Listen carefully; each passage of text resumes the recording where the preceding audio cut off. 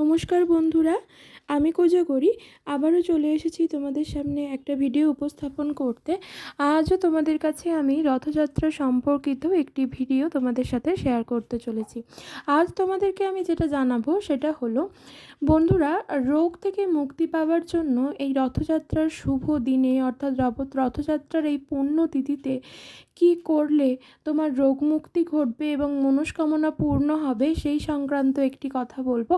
এবং এই যে অর্থ সংক্রান্ত নানান সমস্যা যদি থেকে থাকে জীবনে, তাহলে অবশ্যই এই কাজটি করতে বলবো, যার দ্বারা প্রভু জগন্নাথের কৃপায় তোমার অর্থ রিলেটেড সকল সমস্যা দূরীভূত হবে। স্পেশাল কোন কোন জিনিসগুলো অবশ্যই করতে বলবো হাজার কষ্ট থাকা সত্ত্বেও। তবে চলো তার আগে একটু আমার চ্যানেলের ইন্ট্রোটা দিয়ে ফেলি। যারা আমার ইউটিউব থেকে দেখছো তাদের জানাই আমি ওমের মা চ্যানেল থেকে সবাইকে সুস্বাগতম। আশা করি সকলে খুব ভালো আছো, সুস্থ আছো, আমিও ভালো আছি। যদি ভিডিওটা ভালো লেগে থাকে অবশ্যই বন্ধুরা প্লিজ লাইক করো, শেয়ার করো আপনজনদের সাথে। কারোর যদি কিছু জানার থাকে অবশ্যই কমেন্ট করো কমেন্ট বক্সে, আমি তোমাদের কমেন্টে রিপ্লাই দেবো। আর যারা আমার ফেসবুক পেজ কোজাগরি ঘোষ এখান থেকে যারা ভিডিওটা দেখছো তাদেরকেও জানাই সুস্বাগতম। আশা করি তোমরাও খুব ভালো আছো, সুস্থ আছো।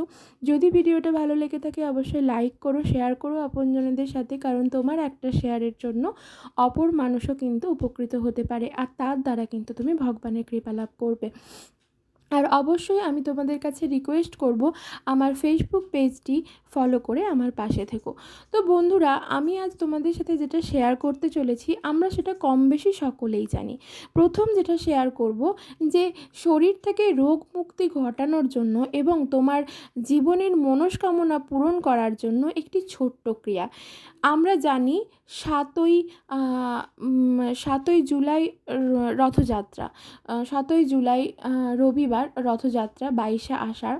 তো রথযাত্রা সোজা রথ থেকে উল্টো রথ পর্যন্ত অবশ্যই চেষ্টা করবে সোজা রথের দিন অর্থাৎ 7ই জুলাই অবশ্যই যে কোনো রথের দড়ি টানতে। এবং যখন 7ই জুলাই সোজা রথ গেল তারপরে উল্টো রথের দিনও অবশ্যই চেষ্টা করবে রথের দড়ি টানতে। এবং রথের দড়ি টানার সময় সেখানে প্রভু শ্রী জগন্নাথকে স্মরণ করে সেখানে প্রভুর কাছে তোমার একটাই মনস্কামনা রেখো, যে আমার শরীরে যত রোগ আছে সেই রোগ তুমি ধুইয়ে দাও, সেই রোগ তুমি সরিয়ে দাও। বন্ধুরা, এটা কিন্তু দারুণ একটা টোটকা ক্রিয়া। যদিও এখনকার দিনে সেভাবে আর রথ টানতে দেখা যায় না, তবে অনেক জায়গাতেই যেখানে প্রচলন আছে সেখানে কিন্তু রথের দড়িতে টান দেওয়াই হয়।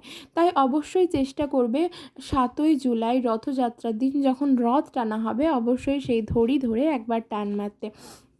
দেখবে ভীষণভাবে উপকৃত হবে। এবং যখন তুমি দড়ি টান মারবে তখন তোমার মনস্কামনাও জানিও, তবে হাজারটি মনস্কামনা নয়, যে কোনো একটি মনস্কামনাই ভগবানের কাছে রেখো, দেখবে সেই মনস্কামনাও তোমার পূরণ হবে 1 সপ্তাহের মাথায়। বন্ধুরা, এটা আমি নিজে করে দেখেছি, আমি ভীষণভাবে উপকৃত হয়েছি, ফললাভও করেছি।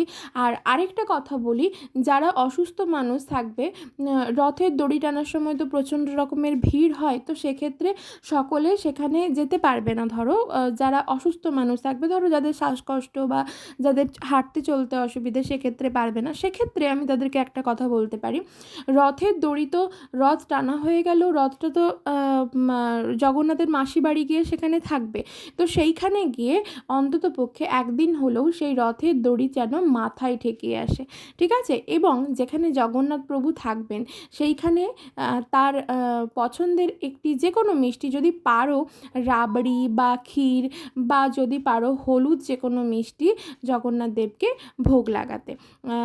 ভোগ লাগাতে পারলে ভীষণভাবে উপকৃত হবে। এটা করে দেখো, এতে কিন্তু ভীষণভাবে ফলদায়ক একটা উপকারী ফল পাওয়া যাকে বলে অবশ্যই পাবে, ঠিক আছে? এরপর 2 নম্বর যেটা বলবো, অর্থ সংক্রান্ত সমস্যা, ধরো ধার দেনায় জর্জরিত, বা কেউ কোনো তোমার কাছ থেকে টাকা নিয়েছে কিন্তু সেই টাকা দিতে চাইছে না, তো তোমাদেরকে একটা কথা বলবো, রথযাত্রার দিন অবশ্যই করে রথযাত্রার দিন যে কোনো গরিব দুঃখী মানুষদেরকে কিছু দান করো তোমার সাধ্য সামর্থ্য অনুযায়ী। কেমন দান? ধরো একটু চাল কিনে তাকে দান করলে, সাথে অবশ্যই একটু টাকা দিলে, চাল কিনে দান করলে, বা কিছু খাবার কিনে কিনে দিলে, তবে সেই খাবার যেন নিরামিষ হয়, আমিষ যেন কোনো খাবার না হয়। বন্ধুরা, আমরা সকলেই কম বেশি এটা জানি বা এটাই মানি, ভগবান স্বয়ং এসে কিন্তু আমাদের দেখা দেয় না, ভগবান কিন্তু যে কোনো রূপ ধরে আমাদের কাছে দেখা দেন, ঠিক আছে? তো সেক্ষেত্রে আমার মনে হয় বা মানুষের সেবা করলেই কিন্তু তুমি ভগবানের আশীর্বাদ অনেক মাত্রায় পেয়ে যাবে। তো সেক্ষেত্রে বলবো, অবশ্যই যারা ধার দেনায় জর্জরিত আছো, বুঝতে পারছি হয়তো তোমার মনে হতে পারে এই কথাগুলো শুনে যে আমরাই তো টাকা পাচ্ছি না, আমরা আবার করব গিয়ে দান। না, সেটা না। এমন তো অবস্থা নয় যে খেতে পাচ্ছ না, তুমি যেটুকু খেতে পাচ্ছ সেইটুকুই অপর একটি মানুষকে দান করো। পারলে তোমার যেমন সাধ্য যেমন সামর্থ্য সেই অনুযায়ী দান করো। এটা করে দেখবে তুমি যেটা দান করবে না, তার 3 ডবল 5 ডবল ফেরত পাবে ভগবান শ্রী জগন্নাথের কাছে। আমরা সকলেই জানি ভগবান নারায়ণের অবতার হলেন জগন্নাথ, শ্রীকৃষ্ণের আরেক রূপ হলো জগন্নাথ।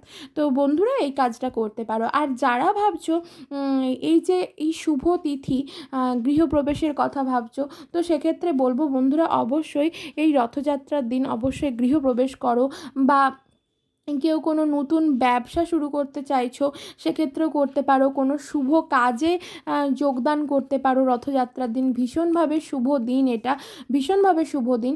আর অবশ্যই তোমাদেরকে একটা কথা বলবো, এই যে রথযাত্রার দিন সকালবেলায় ঘুম থেকে উঠে নিজে শুদ্ধ হবে।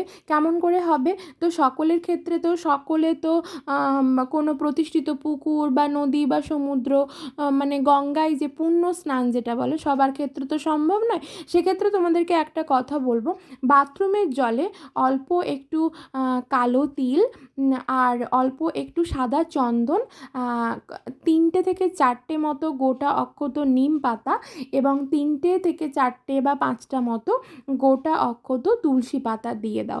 দিয়ে সেই জলটা গুলিয়ে নিয়ে সেই জলে স্নান করো। শুদ্ধ হয়ে গেলে অবশ্যই সেই জলের মধ্যে একটু গঙ্গা জল মেশাবে। এটা না পুরো সাগর বা নদীতে স্নানের সমান হয়ে যায়। তো এইভাবে স্নান করো, স্নান করে শুদ্ধ হয়ে শুদ্ধ বস্ত্র পরিধান করে নিলে তারপর প্রত্যেকটি ঘরে গঙ্গা জল ছিটিয়ে দাও, ঠাকুর ঘর থেকে প্রত্যেকটি ঘরে গঙ্গা জল ছড়িয়ে দাও। এবং যদি পারো, যদি তোমার বাড়িতে প্রভু শ্রী জগন্নাথের কোনো চিত্রপট বা ফটো বা বিগ্রহ যদি থেকে থাকে, তবে অবশ্যই তোমার সাধ্য সামর্থ্য অনুযায়ী ভগবানকে একটু নৈবেদ্য সাজিয়ে দাও, তাকে মানে তার পছন্দের ভোগ নিবেদন করো এবং তুমি তোমার সাধ্য অনুযায়ী তার পুজো কমপ্লিট করো। এবার সবার ক্ষেত্রে সবার বাড়িতে হয়তো প্রভু শ্রী জগন্নাথের ফটো বা চিত্রপট বা বিগ্রহ থাকে না, সেক্ষেত্রে নিশ্চয়ই তোমার বাড়িতে লক্ষ্মীনারায়ণের কোনো চিত্রপট বা বিগ্রহ থাকবে, বা তোমার বাড়িতে গোপাল বা গোপুসোনা বা কৃষ্ণের কোনো বিগ্রহ থাকবে। তো সেখানে তাকে অবশ্যই সাদা চন্দন সহযোগে এবং একটি হলুদ ফুল সহযোগে পুজো করো, অবশ্যই ঘিয়ের প্রদীপ সহকারে। তারপর পুজো কমপ্লিট করার পর তোমার বাড়ির যেটা মুখ্য দরজা, সেই মুখ্য দরজার 2 ধারে 2টো স্বস্তিক চিহ্ন অঙ্কন করো।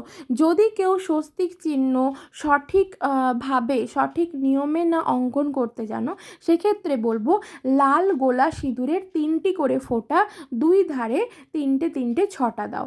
বোঝাতে পারলাম? আর অবশ্যই সেই দিন একটু আলপনা অঙ্কন করো তোমার মুখ্য দরজার সামনে, কারণ বন্ধুরা ভগবান শ্রী জগন্নাথ, তার স্ত্রী হলেন মা লক্ষ্মী। তোমার বাড়িতে কিন্তু অবশ্যই মা লক্ষ্মীর প্রবেশ করবে। আর অবশ্যই সেই দিন ঘর পরিষ্কার রেখো, বিশেষ করে রান্নাঘর, কারণ জানো তো মা লক্ষ্মী যখন প্রথম আমাদের বাড়িতে প্রবেশ করে না, সবার প্রথম কিন্তু আমাদের রান্নাঘরেই প্রবেশ করেন। তাই বন্ধুরা, এই ছোট্ট ছোট্ট টোটকা টিপসগুলো একটু স্মরণ করে, প্রভু শ্রী জগন্নাথের স্মরণ করে এই ক্রিয়াগুলি করে দেখো, ভীষণভাবে ফললাভ করবে, উপকৃত হবে, রোগ শোক দূরীভূত হবে, নেগেটিভ এনার্জি আশেপাশে ঘেঁষা তো দূরে থাক, মানে তোমার ভেতরে প্রবেশ করা তো দূরে থাক, আশেপাশে ঘেঁষতেও পারবে না। আর অর্থ রিলেটেড নানান রকম সমস্যার থেকে কিন্তু তুমি মুক্তি পাবে। আর অবশ্যই করে যদি পারো এই রথযাত্রার দিন, এই 7ই জুলাই অবশ্যই একটি নিম গাছ এনে লাগাও। ব্যালকনিতেও লাগাতে পারো, এতে কিন্তু কোনো অসুবিধে নেই। নিম গাছ কিন্তু খুব শুভ রথযাত্রার দিন লাগানো। তাছাড়া রথযাত্রার দিন যে কোনো গাছ তুমি লাগাতে পারো, সেটা খুবই শুভ। যদি পারো হয় নিম গাছ নয় তুলসী গাছ, আর নয়তো বা লাকি ব্যাম্বু যেটা, এই 3টে গাছের মধ্যে অবশ্যই যে কোনো একটি গাছ এনে তোমার বাড়িতে লাগাও। বন্ধুরা, ভিডিওটা যদি ভালো লেগে থাকে অবশ্যই লাইক করো, শেয়ার করো আপনজনদের সাথে, কমেন্ট করে জানিও। যদি কিছু আরও জানার থাকে অবশ্যই তোমাদের কমেন্টের রিপ্লাই দেবো। সকলে খুব ভালো থেকো, সুস্থ থেকো, সাবধানে থেকো, ধুমধামের সহিত রথযাত্রা উদযাপন করো।